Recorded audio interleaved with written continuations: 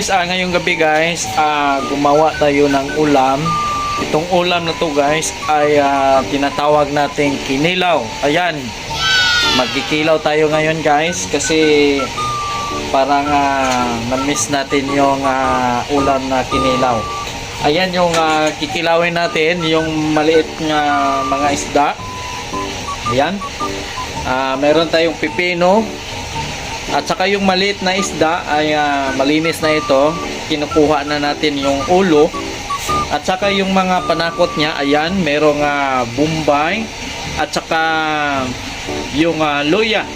At meron tayong tinatawag nilang kalamansi, limonsito or kalamansi.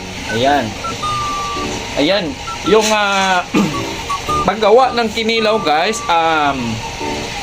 una is lilinisan mo muna yung maliit na isda. Maliit na isda lang muna kasi yung mga malaki hindi pa nahuli. yung mga maliit lang sa ang ating gagawing kinilaw. Ayan. Ayan guys. At saka ito guys, parang malinis na.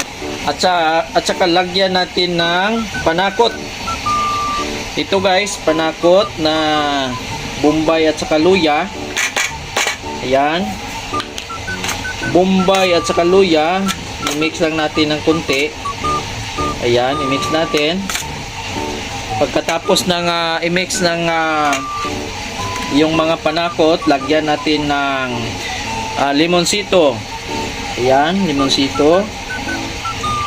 Ayan, limonsito kaagad. Okay siya kung marami siyang kalamansi guys, para mawala yung ano niya, maluto talaga siya ng asin. Ayan. Saka lagyan natin ng asin. Yung asin niya guys is tama-tama lang, para hindi siya masyadong maalat.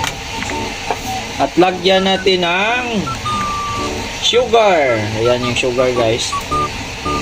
Yun, sugar lang yung lagay natin. Ayan. Kumpletong-kumpleto na yung panakot ng ating kinilaw. Yung kinilaw natin guys, kumpleto na. At saka titikman natin kung anong lasa meron ng ating kinilaw. Yan.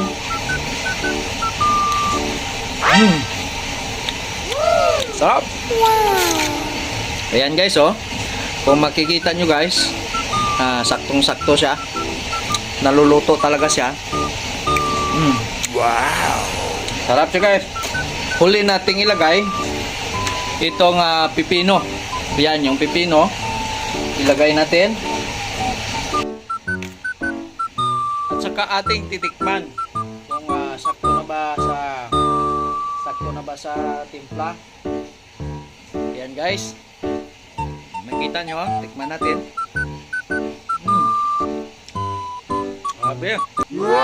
Saktong-sakto asin niya. Saktong-sakto sa asin. Saka hindi sa malangsa dahil maraming panakot natin nilagay, lalo na yung bombay at saka luya. Ayan guys, thank you. Ayan, sana may natutunan tayo ngayon kung paano gumawa ng kinilaw.